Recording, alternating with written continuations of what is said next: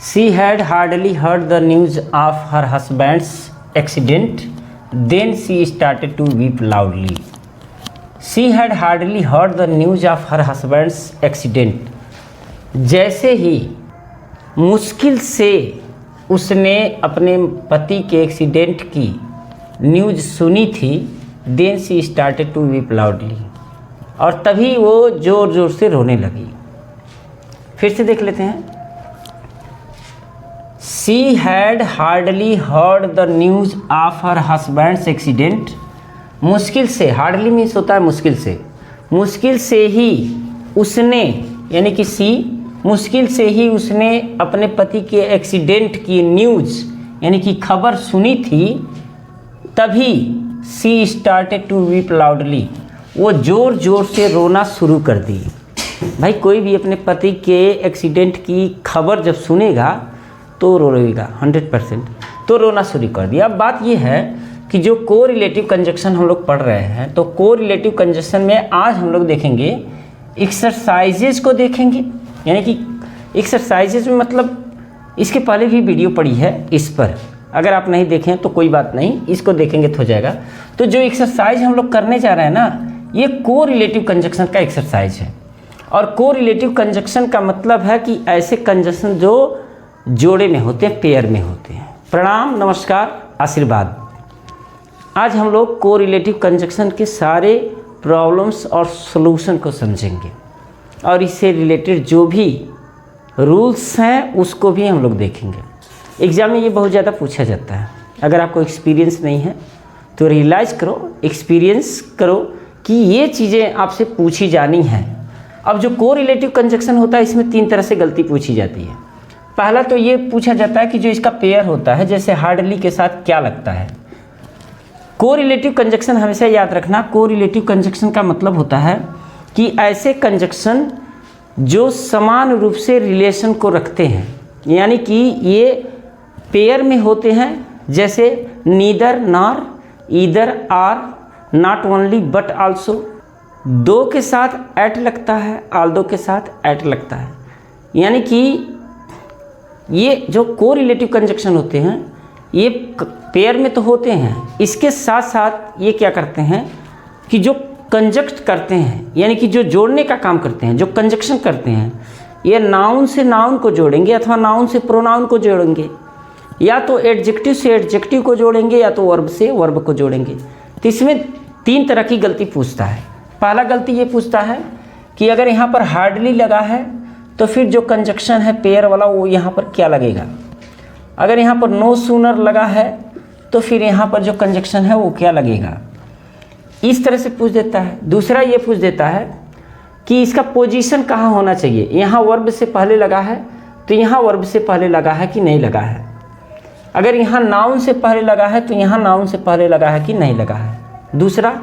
तीसरा ये पूछता है कि जैसे अगर ये हैड पास्ट परफेक्ट सेंटेंस में, पास्ट परफेक्ट टेंस में है, तो दूसरा टेंस किस टेंस में होना चाहिए, दूसरा सेंटेंस किस टेंस में होना चाहिए। तो इन सब चीज़ों का हमको ध्यान रखना होगा। इसमें 6 एक्सरसाइज हैं।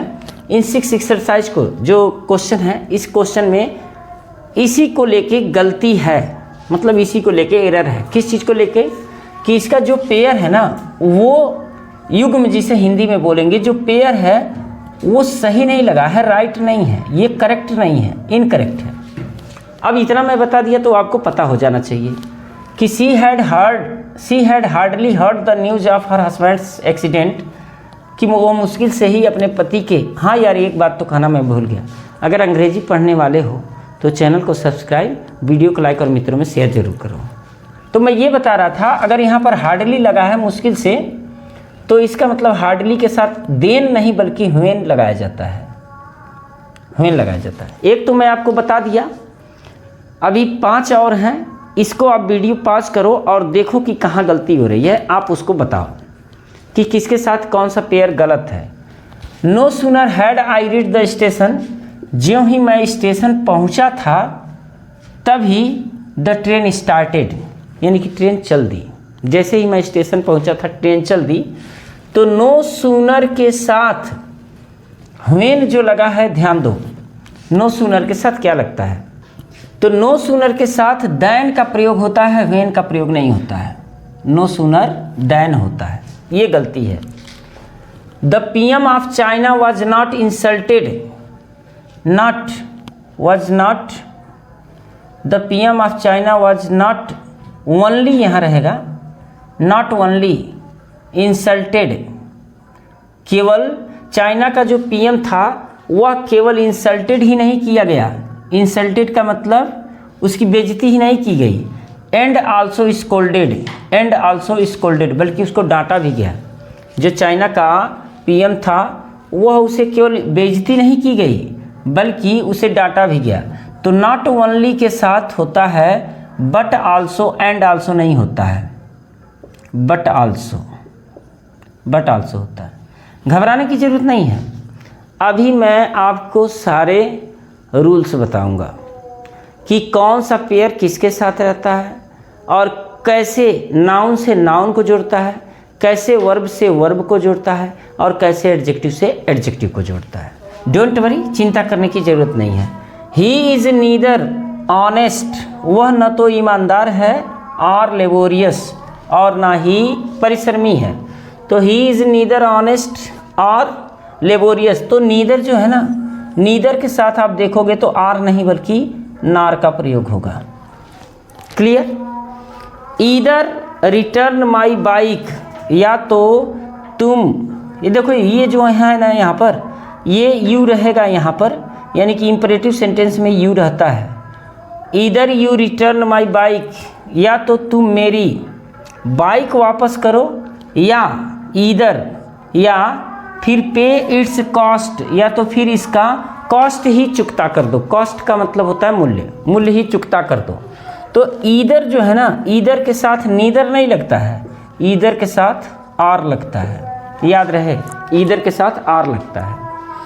आल दो, हालांकि, आई रीड मच, मैं बहुत अधिक पढ़ता हूँ, बट, लेकिन, फेल एवरी टाइम, लेकिन हर समय असफल हो जाता हूँ। तो अब यहाँ आप देखोगे तो आल्दो के साथ बट का प्रयोग नहीं होता है, आल्दो के साथ बल्कि एट का प्रयोग होता है। आल्दो और दो के साथ एट का प्रयोग किया जाता है, दो आल्दो के साथ एट का प्रयोग किया जाता है। तो अब ये कैसे सही होगा?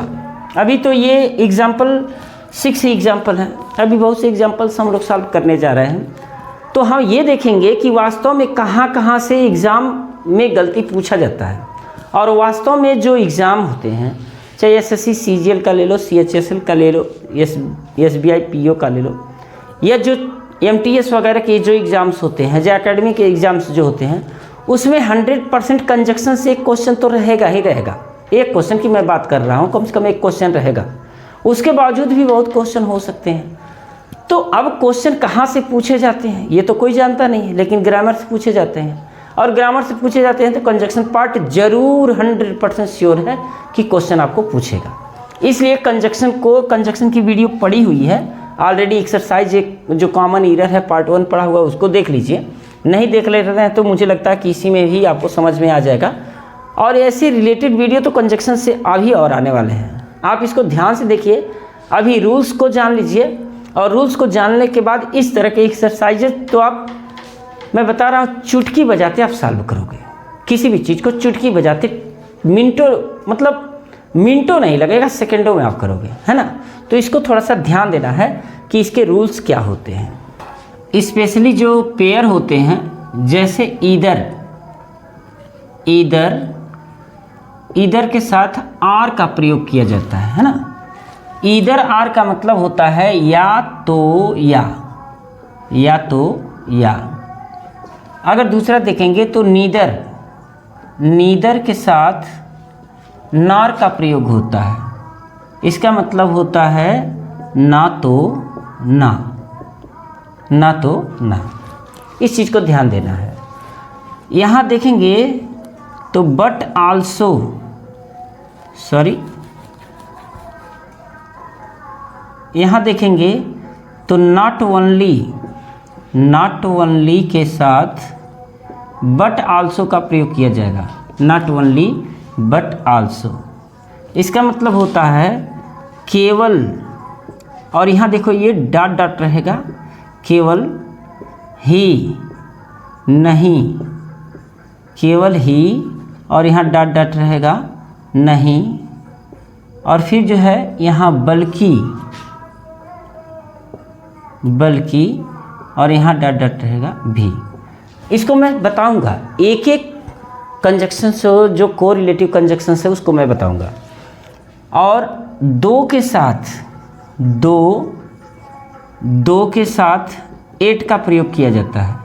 इसका मतलब हो जाएगा कि हालांकि, हालांकि, और यहाँ पर हो जाएगा फिर भी, हालांकि फिर भी, या ऐसे भी कह सकते हो यद्यपि और फिर भी, फिर भी, ये फिर भी है, ठीक है।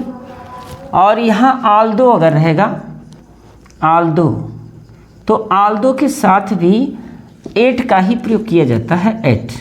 इसका मतलब भी सेम टू सेम यही होता है, हालांकि फिर भी, हालांकि फिर भी, हालांकि फिर भी, हालांकि फिर भी होता है। वेदर जो होता है WHETHER, WETHER, वेदर के साथ आर का प्रयोग होता है, या की, या, ये होता है या की, या, वेदर के साथ। लेस्ट के साथ, हालांकि लेस्ट के साथ कोई, ये लेस्ट को अगर देखा जाए तो को रिलेटिव कंजक्शन में नहीं आएगा, लेकिन फिर भी लेस्ट के साथ जो फिक्स चीज़ें होती हैं वो होता है हेल्पिंग वर्ब शुड का प्रयोग किया जाता है। ये एग्जाम में बहुत ज़्यादा पूछता है। लेस्ट जब भी कंजक्शन के रूप में रहेगा, लेस्ट का मतलब होता है कहीं ऐसा न हो, कहीं ऐसा न हो, कहीं ऐसा न हो, और यहाँ हो जाएगा कहीं ऐसा न हो कि, है ना, कहीं ऐसा न हो कि, उसके बाद शुड का प्रयोग किया जाएगा। नो सूनर के साथ देन का प्रयोग होगा, नो सूनर के साथ देन का प्रयोग होगा, no sooner than. No sooner than का मतलब होता है ज्यों ही, और हो जाएगा त्यों ही, त्यों ही, ज्यों ही त्यों ही, नो सूनर देन। स्कारसेली, स्कारसेली, स्कारसेली के साथ होता है व्हेन, स्कारसेली व्हेन। स्कारसेली व्हेन का मतलब मुश्किल से ही, ये इसका हिंदी हो जाएगा मुश्किल से ही, और मुश्किल से ही उसके बाद हो जाएगा जब, मुश्किल से ही जब। स्कारसेली के साथ हार्डली के साथ भी, हार्डली के साथ जो है, हार्डली के साथ भी व्हेन का ही प्रयोग किया जाता है। इसका मतलब भी होता है मुश्किल से ही जब। और एज मच के साथ एज का प्रयोग किया जाता है, एज मच के साथ एज का प्रयोग किया जाता है, उतना ही जितना। और भी है जैसे सो के साथ एज का प्रयोग किया जाता है, और सच के साथ दैट का प्रयोग किया जाता है, सच के साथ दैट का प्रयोग किया जाता है। ये चीज़ें क्लियर हैं। अगर आप चाहो तो इसको नोट डाउन करना चाहो तो आप नोट डाउन कर सकते हो, या स्क्रीनशॉट ले सकते हो। अब इसके रूल्स को समझते हैं कि वास्तव में इसका रूल्स क्या कहता है। जैसे अगर हम बात करें, एक कोई भी एग्जांपल लेते हैं, जैसे ईदर आर का। अगर आपको एक समझ में आ जाएगा, ईदर आर का समझ में आ गया, तो नीदर नार का समझ में आ सकता है। और इसमें जो सबसे इम्पॉर्टेंट है, ऐसा तो नहीं कहा जा सकता कौन सबसे इम्पॉर्टेंट है, लेकिन जो आज हम लोग पढ़ रहे हैं उसमें नो सूनर का प्रयोग ज़्यादातर पूछा जाता है, क्योंकि उसके साथ इन्वर्ट फॉर्म यूज किया जाता है ना। तो नीदर ईदर आर को समझ लेते हैं, या इसमें कोई भी ले लेते हैं, नीदर नार ले लेते हैं, दोनों रहेगा तो हम लोग अच्छी तरह से समझ पाएंगे, है ना। अब देखो, जैसे कहने का मतलब ये है, ईदर के साथ आर लगेगा और नीदर के साथ नार लगेगा। ये तो क्लियर हो गया, इसमें तो कोई दिक्कत है नहीं कि ईदर के साथ आर लगेगा, नीदर के साथ नार लगेगा, है ना। अब दूसरा देखते हैं, जैसे एक एग्जाम्पल लेते हैं, he is neither, he is neither strong, वह न तो मजबूत है, स्ट्रांग है, और ना ही, तो नीदर के साथ नार, ना तो स्ट्रांग है और ना तो हेल्दी है। हेल्दी का मतलब मोटा, HEALTHY, हेल्दी। तो इसका मतलब क्या है कि यहाँ देखो नीदर के साथ क्या जुड़ा है, स्ट्रांग, और स्ट्रांग क्या है, एडजेक्टिव है, एडजेक्टिव है। तो फिर नॉर के साथ भी एडजेक्टिव ही जोड़ना चाहिए, यानी कि हेल्दी मतलब होता है मोटा, हेल्दी मतलब मोटा, तो ये क्या हो गया, ये भी एडजेक्टिव हो गया। तो कहने का मतलब ये है कि अगर नीदर से आप एडजेक्टिव जोड़ रहे हो तो नॉर से भी एडजेक्टिव ही होना चाहिए। आप ऐसे नहीं कर सकते जैसे he is neither, he is neither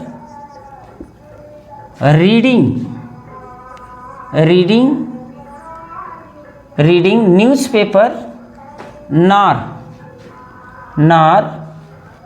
strong. देखो कितना मामला, कितना ब्लंडर है ना, ब्लंडर कितना। देखो नीदर के साथ आप यहाँ रीडिंग कर रहे हो, वर्ब को जोड़ रहे हो, यहाँ नॉर से स्ट्रांग यानी कि एडजेक्टिव को जोड़ रहे हो, तो ये गलती है, ये गलती नहीं होनी चाहिए। तो एडजेक्टिव के साथ अभी देखो अगर हम कहते हैं ही इज़ नीदर राम, वह न तो राम है नॉर राम्स ब्रदर, यानी कि वह न तो राम है और ना ही राम का भाई। तो यहाँ नीदर के साथ आपने क्या जोड़ा है, नाउन जोड़ा है। यहाँ नॉर के साथ क्या जोड़ दिया आपने, यहाँ भी नाउन जोड़ा है। तो ये बिल्कुल क्लियर है। तो यहाँ नाउन से नाउन को आपने जोड़ा, नीदर नॉर के साथ दोनों तरफ नाउन है, और यहाँ जो है नीदर से आपने एडजेक्टिव को जोड़ा, यानी कि यहाँ नीदर के साथ एडजेक्टिव, नॉर के साथ भी एडजेक्टिव। अब इसी तरह से वर्ब को भी देख लेते हैं, जैसे ही नीदर राइट्स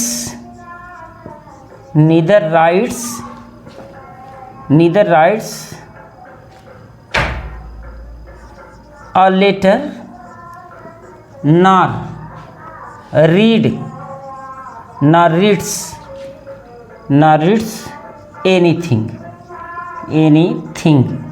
anything की जगह कुछ भी लगा दिया जाए, जैसे बुक लगा सकते हैं।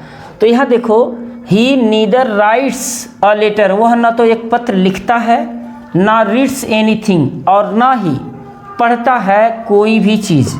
तो यहाँ हमको क्या देखना है, ध्यान से ये देखना है कि नीदर के बाद क्या लगा है, वर्ब लगा है ना। तो यहाँ नॉर के साथ वर्ब लगा है कि नहीं लगा है, रीड्स। इन चीज़ को ध्यान देना है। दूसरा, ये चीज़ें समझ में आ गई कि मतलब जो कोरिलेटिव कंजक्शन होता है, इसके साथ कोरिलेटिव कंजक्शन ये क्यों कहा जाता है, क्यों कि इसके साथ समान रूप से रिलेशन होना चाहिए। समान रिलेशन का मतलब है कि नाउन से नाउन को जोड़िए, नाउन से प्रोनाउन भी हो सकता है, और या प्रोनाउन से नाउन हो सकता है, क्योंकि नाउन प्रोनाउन में कोई डिफरेंसेज नहीं है, वो नाउन के बदले ही आता है। तो कहने का मतलब ये है कि जो कोरिलेटिव कंजक्शन है वह नाउन से नाउन को जोड़ेगा, वर्ब से वर्ब को जोड़ेगा, एडजेक्टिव से एडजेक्टिव को जोड़ेगा, या प्रोनाउन से प्रोनाउन को जोड़ेगा। प्रोनाउन से प्रोनाउन को जोड़ने का देखिए, जैसे हम ऐसे कह सकते हैं neither he is honest nor she is honest. अब यहाँ देखो आप, नीदर का प्रयोग किसके पहले किया गया है, प्रोनाउन के पहले किया गया है, और यहाँ नॉर का प्रयोग किसके पहले किया गया है, प्रोनाउन के पहले। तो न तो वह ईमानदार है और न तो वही ईमानदार है, यानी कि न तो वह लड़का ईमानदार है न तो वह लड़की ईमानदार है। तो नीदर के साथ आपने क्या जोड़ा, प्रोनाउन को जोड़ा। तो एक मिस्टेक तो ये करता है। दूसरा मिस्टेक क्या करता है, जैसे इसके साथ, इसमें क्या करेगा, एक के साथ नाउन जोड़ देगा और दूसरे के साथ कुछ और जोड़ देगा। जैसे देखिए ही इज़ नीदर के साथ यहाँ रीडिंग कर दिया है, यहाँ नॉर स्ट्रांग कर दिया है। तो ये भी मिस्टेक करता है। पहला मिस्टेक तो ये करता है कि इसके साथ ये मतलब गलत चीज़ों को जोड़ देता है, जैसे नाउन के साथ वर्ब को जोड़ देगा। दूसरा क्या करता है कि जो एग्ज़ाम में पूछा जाता है वो नीदर के साथ जो पेयर है ना, नार को ना लगा करके आर को लगा देगा। तो अब क्या है कि स्टूडेंट तो वैसे ही बेचारा सक पकाया हुआ होता कि एग्ज़ाम है एग्ज़ाम है एग्ज़ाम है, एग्ज़ाम से 2 घंटे पहले बीपी लो हो जाती है और परीक्षा हाल में बैठता है तो जो पढ़ा रहता है वो भी भूल जाता है। तो कॉन्फिडेंस जगाना होगा। अगर आपके अंदर कॉन्फिडेंस है तो फिर आप हर जगह विजयी हो 100%। और वो कंजक्शन ही नहीं, सबका सब आ जाएगा आपको। जो एंटोनिम सिनोनिम्स भूल रहे हो ना, जो फ्रेजल वर्ब भूल रहे हो वो भी याद आ जाएगा। कॉन्फिडेंस होना चाहिए। अब कॉन्फिडेंस का मतलब ये है कि यहाँ हम पढ़े रहेंगे तभी तो कॉन्फिडेंस होगा। और अक्सर क्या होता है कि हम रूल्स को पढ़ते हैं और रूल्स को पढ़ करके उसको अप्लाई नहीं करते हैं, और जब रूल्स को पढ़ करके हम अप्लाई नहीं करेंगे तो फिर मेरे भाई वो कहीं किसी काम लायक नहीं रहेगा। जैसे एक बात जानो कि कोई मोटरसाइकिल बता रहा है ना, चलाना बता रहा है। आप मोटरसाइकिल चलाना जैसे क्या है कि पहले क्लच दबाओ, फिर गियर लगाओ, फिर धीरे धीरे एक्सीलरेटर छोड़ो, फिर धीरे धीरे क्लच छोड़ो और गाड़ी को आगे बढ़ाते जाओ। नहीं चला पाओगे जब तक कि आपको मोटरसाइकिल नहीं मिलेगी। तो कहने का मतलब ये है ना कि एक्सरसाइज जो है आपको बहुत ज़रूरी है, मस्ट है, एक्सरसाइज करना ही चाहिए। तो ये तो पहला रूल हो गया। दूसरा रूल इसमें क्या होता है, किस तरह से एरर होता है, नीदर माई ब्रदर और my friends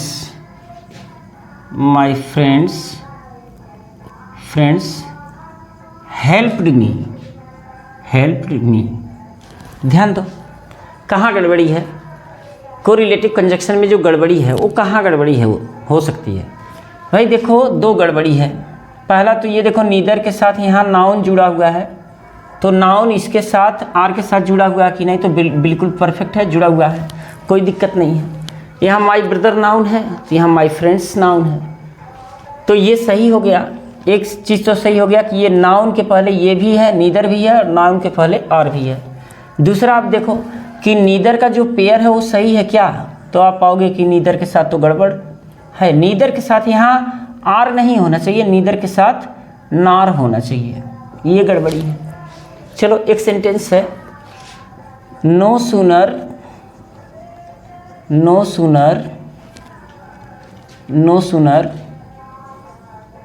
did the teacher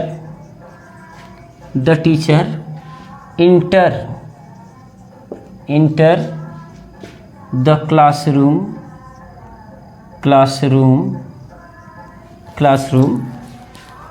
then all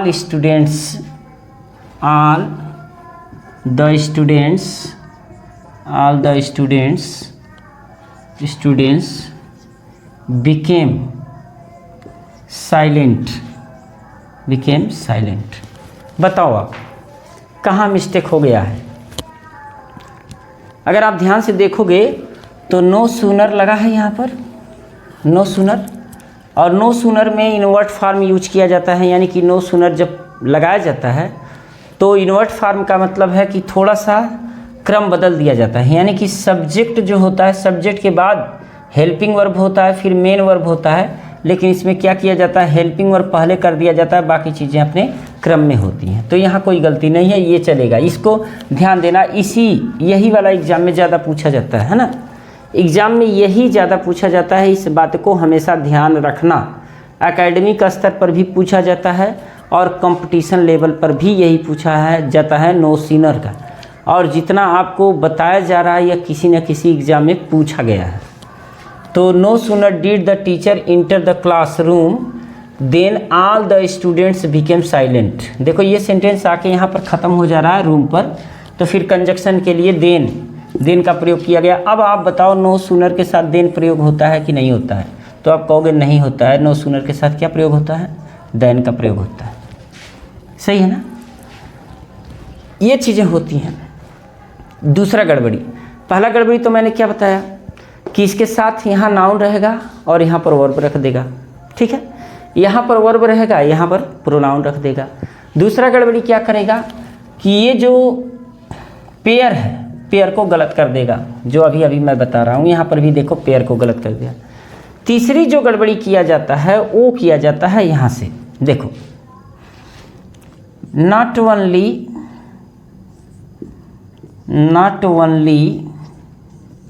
they went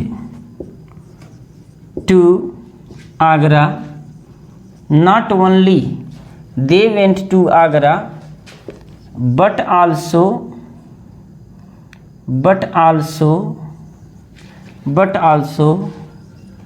he goes to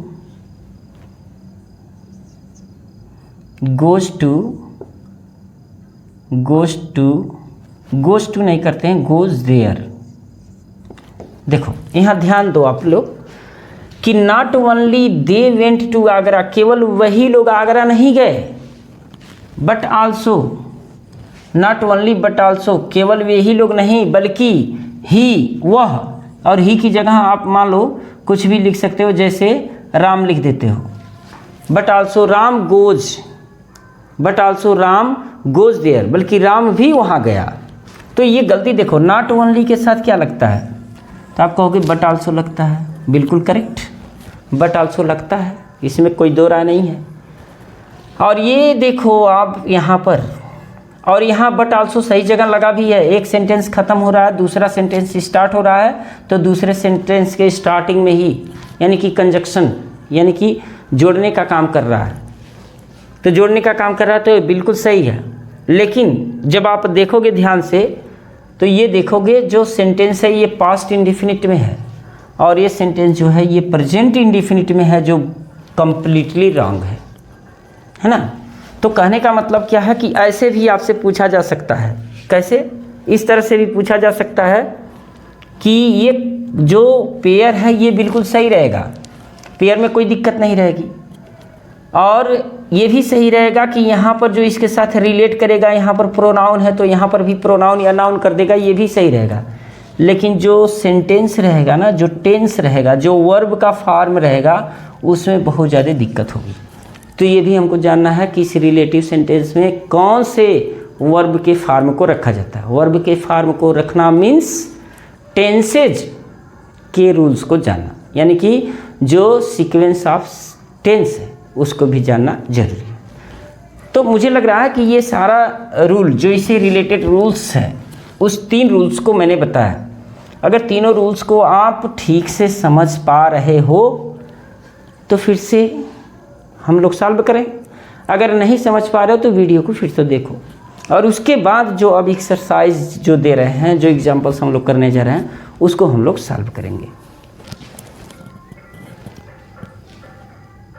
दो ही इज़ वेरी इंडस्ट्रियस, हालांकि दो मतलब होता है हालांकि, यद्यपि। हालांकि ही इज़ वेरी इंडस्ट्रियस, वो बहुत परिश्रमी है, but even he gets failure, लेकिन फिर भी वो असफलता ही प्राप्त करता है। हालांकि वो बहुत परिश्रमी है, फिर भी वो असफलता ही प्राप्त करता है। तो इसमें 3 तरह की गड़बड़ी हो सकती है, 3 तरह के एरर हो सकते हैं।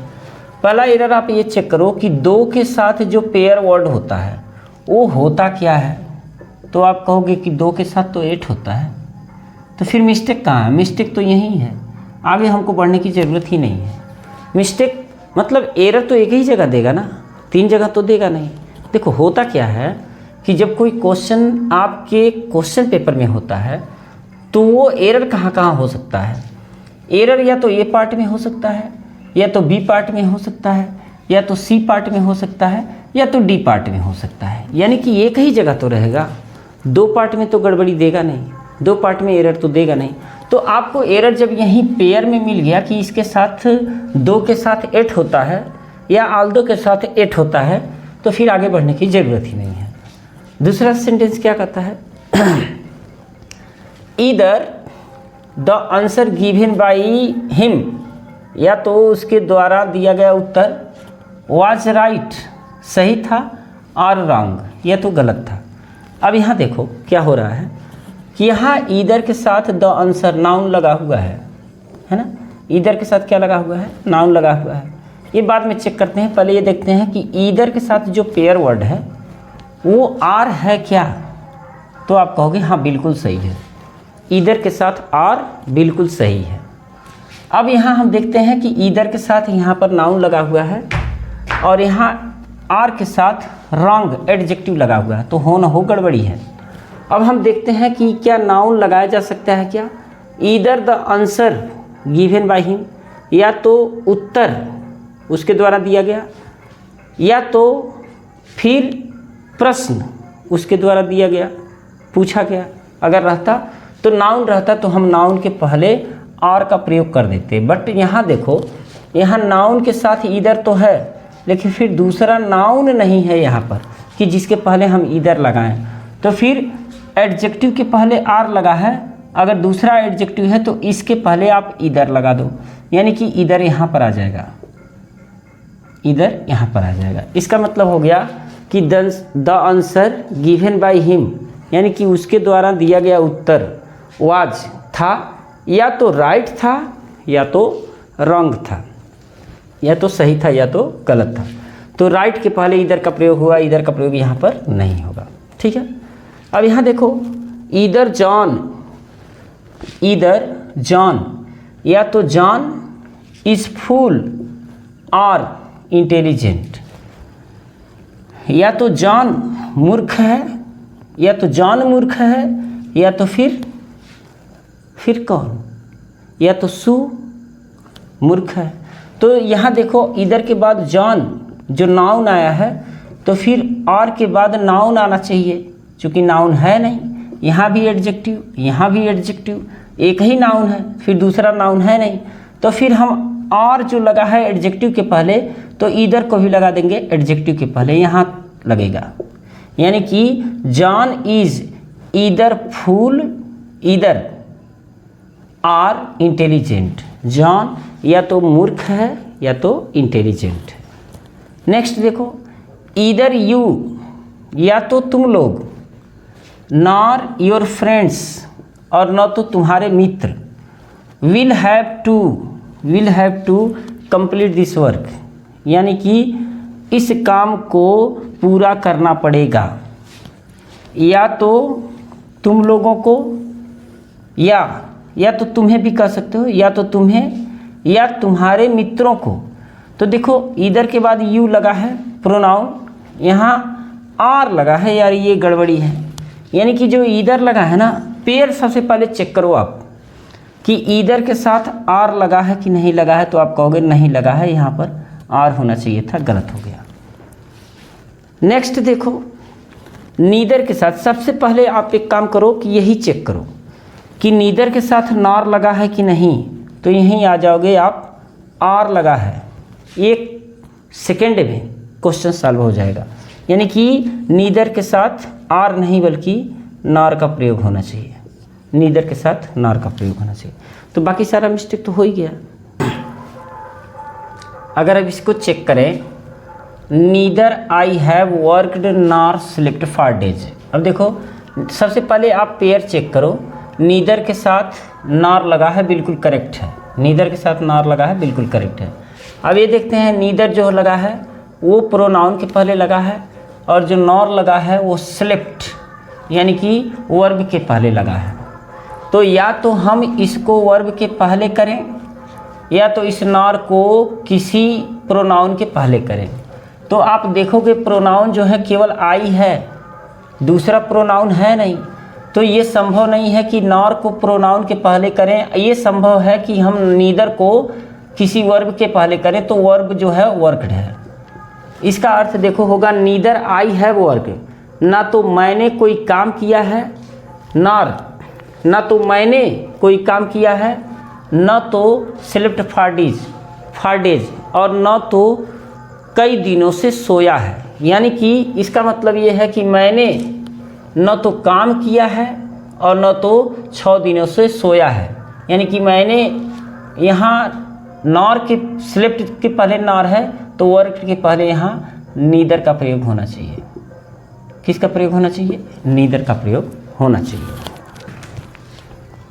और जब इसकी बात करेंगे, हिज आर्गूमेंट यानी कि उसकी बातचीत, उसका बहस, neither was logical not truthful, ये ट्रूथफुल है। अब देखो यहाँ नीदर का प्रयोग वर्ब से पहले किया गया है, तो नॉर का भी प्रयोग वर्ब से पहले होना चाहिए, और नीदर के साथ नॉर का प्रयोग होता भी है, तो ये पेयर तो ठीक ठाक है, पेयर में कोई दिक्कत है नहीं। तो नीदर के बाद वाज लगा है, यानी कि वर्ब के पहले नीदर लगा है, तो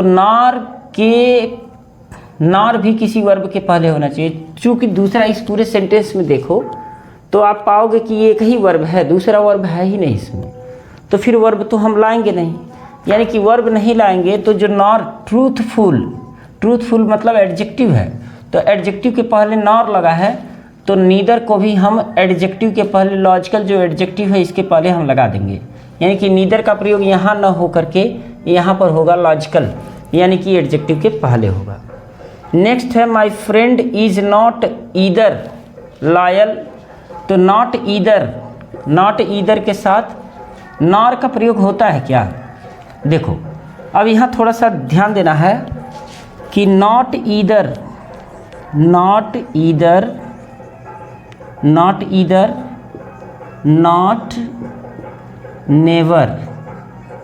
नेवर के साथ जो प्रयोग होता है वो आर का प्रयोग किया जाता है।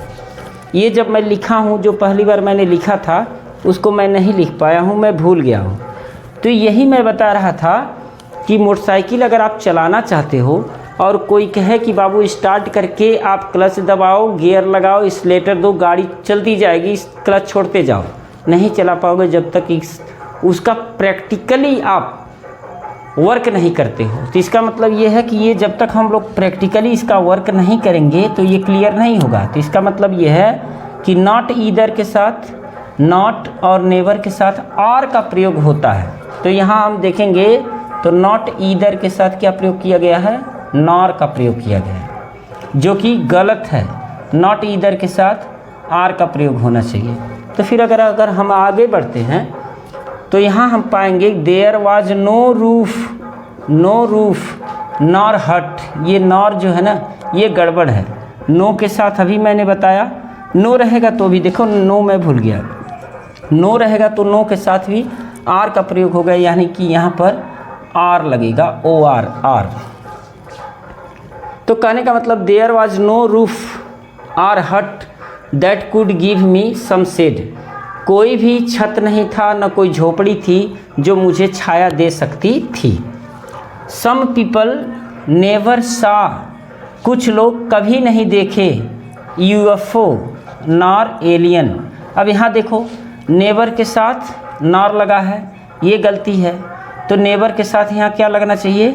आर लगना चाहिए। और थोड़ा सा मुझे लग रहा है कि इसमें दो मिस्टेक हो गया है, बाय मिस्टेक, बाय नेचुरल है ये। सम पीपल नेवर सा। अब देखो नेवर ये जो प्रयोग होना चाहिए ना, यहाँ पर प्रयोग होना चाहिए सा नेवर। सम पीपल सा, सम पीपल नेवर सा यूएफओ। हाँ ठीक है, ये क्लियर है, कोई दिक्कत नहीं है, क्योंकि ये सा जो है यहाँ पर भी आएगा, है ना। तो ये नेवर के साथ क्या गड़बड़ी हुआ है? आर का प्रयोग हुआ है। नेवर चूँकि एडवर्ब के रूप में भी काम करता है, इसलिए वर्ब से पहले लगता है। और एडवर्ब में कौन सा एडवर्ब है? नेवर जो है एडवर्ब ऑफ फ्रीक्वेंसी है। तो जितने एडवर्ब ऑफ फ्रीक्वेंसी होते हैं वो हेल्पिंग वर्ब के बाद और मेन वर्ब के पहले लगाए जाते हैं, या अगर केवल मेन वर्ब है, हेल्पिंग वर्ब नहीं है, तो सब्जेक्ट के बाद लगाए जाते हैं, वर्ब से पहले लगाए जाते हैं। तो ये बिल्कुल पोजीशन पर सही है। गड़बड़ी इसके साथ ये था कि नेवर के साथ आर का प्रयोग होता है। He will not go unless I finish my work. He will not go, वह नहीं जाएगा, वह नहीं जाएगा जब तक आई फिनिश माई वर्क, जब तक मैं अपना कार्य समाप्त नहीं कर लेता हूँ। अब देखो यहाँ पर जो अनलेस लगा है ना, अनलेस की जगह अनटिल का प्रयोग होगा। अनटिल का प्रयोग, अनटिल में एक चीज़ और याद रखना कि जब मिस स्पेल्ट में पूछा जाता है तो जैसे हम लोग क्या जानते हैं, टिल का स्पेलिंग जो होता है TILL होता है ना।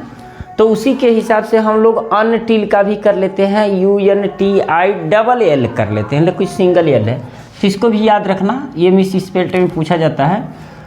तो अब देखो यहाँ अनटिल का प्रयोग क्यों होगा, अनलेस का प्रयोग नहीं होता। दरअसल क्या होता है कि जो अनटिल होता है वो टाइम को बताता है, और जो अनलेस होता है वो कंडीशन को बताता है। अब जब तक मैं अपना काम समाप्त नहीं कर लेता, तो जब तक मैं अपना काम समाप्त नहीं कर लेता का मतलब टाइम तो लगेगा ना, कि एक टाइम ऐसा आएगा जब तक मैं अपना काम समाप्त कर लूँगा। तो यहाँ वास्तव में जो ये सेंटेंस है ना, ये टाइम को एक्सप्रेस कर रहा है। आई फिनिश माई वर्क मतलब मैं काम समाप्त कर लूँगा, मतलब टाइम होगा कि 4 बजे तक, 5 बजे तक, 6 बजे तक, जो भी होगा, 2 दिन में, 4 दिन में, 10 दिन में, 1 साल में टाइम होगा, तब तक मैं अपना काम समाप्त कर लूँगा। इसलिए अनलेस की जगह अनटिल का प्रयोग होगा। आई डिड नॉट रीच स्टेशन, मैं स्टेशन पहुँच नहीं पाया, unless the train had left, यानी कि ट्रेन छूट चुकी थी। यानी कि जब तक ट्रेन छूट नहीं गई थी, जब तक ट्रेन चली नहीं गई थी, तब तक मैं स्टेशन नहीं पहुंच पाया। अब देखो इसमें क्या मिस्टेक है, मिस्टेक ये है कि ट्रेन हैड लेफ्ट, ट्रेन के छूटने का एक समय होता है, तो अनलेस की जगह क्या हो जाएगा, अनटिल का प्रयोग हो जाएगा। क्योंकि ट्रेन जो जाती है वो भी तो एक टाइम से ही जाती है ना, तो उसके पहले अनटिल का प्रयोग होगा। The student could not solve the questions, student जो था वो प्रश्नों को सॉल्व नहीं कर पाया, कब तक, अनटिल, तब तक the teacher told the problem, यानी कि जब तक टीचर ने उस प्रॉब्लम को नहीं बताया, यानी कि ये टाइम नहीं, यहाँ कंडीशन है, यानी कि अब टाइम तो 2 मिनट में ही बता सकता था, और चाहे तो नहीं बता सकता था, चाहे ज़िंदगी बीत जाए, यानी कि उसके कंडीशन पर, उसके स्टेटस पर डिपेंड कर रहा था। इसलिए अनटिल की जगह अनलेस का प्रयोग होगा। किसका प्रयोग होगा, अनलेस का प्रयोग होगा। She did not reach there, वह वहाँ नहीं पहुँची, वह वहाँ नहीं पहुँची, अनलेस, जब तक कि आई डिड नॉट यहाँ टेल रहेगा, I did not tell him the way, जब तक मैंने उसे रास्ता नहीं बताया। आप कहोगे कि यहाँ तो टाइम है, यहाँ टाइम नहीं है, यहाँ शर्त है कि कब तक, जब तक मैं उसे रास्ता नहीं बता देता। तो ये अनलेस बिल्कुल सही है। तो गड़बड़ी कहाँ है, देखो अनलेस जो होता है या अनटिल होता है, इसके बाद जो सेंटेंस होता है वो अफर्मेटिव सेंटेंस यूज किया जाता है, निगेटिव सेंटेंस नहीं यूज किया जाता है। तो इस चीज़ को ध्यान देना, चूँकि ये कॉमन एरर का जो कंजक्शन का जो एरर पार्ट चल रहा है, ये 2 है, फर्स्ट इसके पहले पड़ा हुआ है और थर्ड भी आएगा। यानी कि मोटरसाइकिल हम लोग थ्योरी नहीं पढ़ेंगे, डायरेक्ट मोटरसाइकिल चला के ही मानेंगे।